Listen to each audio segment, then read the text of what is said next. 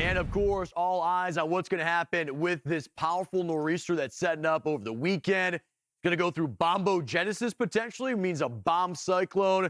Big impacts from D.C., New York City, all the way up towards Boston. So take a snapshot of that. What you just saw, the White House, 6th Avenue outside our headquarters, quiet, dry, mild, feeling good outside. Ain't going to be that case by Sunday afternoon. All right, here's what we've learned throughout the day today. It's going to be impactful. We already talked about that. It's been trending west. What does that do? That opens up the opportunity along the coast, but also interior locations, and sets the stage for that. Blizzard potential as well. Heavy snow combined with wind. That's consistent enough. It'll meet that benchmark. We'll talk more about that through the day. Here is the snow potential and the totals that have come out. Notice those areas in that darker purple: Boston, Nantucket, Cape Cod, Jersey Shore, Montauk in the Long Island area, and even for the 5 boroughs. That is where you're looking at the potential of 12 to 18 inches of snow. Significant snow. And something that would truly kind of paralyze some of these big cities. Is something you have to adjust for, whether you're driving, flying, walking, just breathing around here. It's difficult. You're going to want to stay inside. Winter storm watch in place for over 36 million people as of right now. There will be adjustments in this as we get closer. Notice how it's kind of closer to the water itself. And because of that, that's why it's kind of maybe limiting the population, because Boston's not even in it. Imagine once we add Boston, over 90 million people expected to be impacted. I want to show you a big broad view of this system, and then we'll tighten it up and kind of get into some of those bigger cities. But here's the difference for down south. In the mid-Atlantic, out towards D.C. and Baltimore, if you were with us early in the week, that's where it looked like they were going to get the bullseye, and that's where they're going to have the biggest snow totals. Well, now it looks like there's too much warm air overriding that, and you're going to have this long duration throughout Sunday where you're going to get rain, cold rain, freezing rain, sleet, and then it starts transitioning, and then it's going to have a tough time sticking.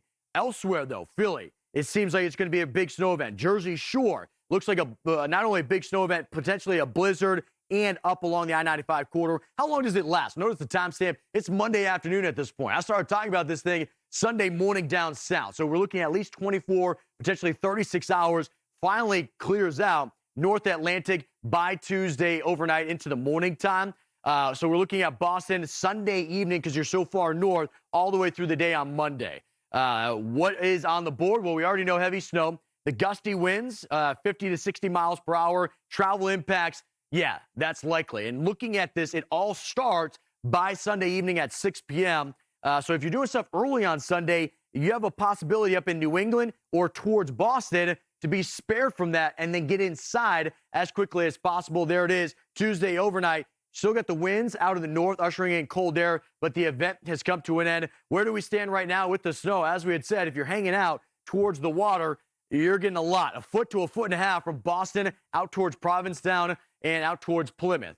That was one area of concern. Of course, we do have the high wind watch impacting coastal areas. I want to take you down south. Here's Philly. Still the same parameters, likely to feel those impacts, but notice how much green's on the screen. They're going to have this transition period early Sunday. Notice the timestamp. It's Sunday morning, so get everything done on Saturday. Through the mid-morning and by the afternoon, that's where you're looking at the pure snow event and the blinding snow that's going along the Jersey Shore this entire time. And we're just going to play it forward and show you that it's not going to stop. By the way, snow rates could be 1 to 2 inches per hour. That's what leads to that quarter-mile visibility or less. We are going to have teams that are out in all of this safely, of course, so you can see how this all unfolds. Backside of this system lasts all the way until Monday afternoon, early evening time. But looking at that, City of Brotherly Love, 8 to 12 inches of snow. Jersey Shore looking at the potential for 1 foot and 1.5 feet. This, again, starts really Sunday, maybe Saturday night. You have some isolated showers that start to build, but you're going to feel the real punch that comes in on Sunday. Here's the thing with Philly. They're still on the southerly side of this. Remember, there's that transition period. Look at the confidence ahead. Confidence that you get 1 inch of snow, 70%. Confidence you get a 1/2 foot of snow, 54%. Only a 16% differential. That's actually not that much when you're looking at that large of an area. That actually shows us a lack of confidence of how much snow will actually stick. By the way, because there's so much in this, blizzard conditions are on the table.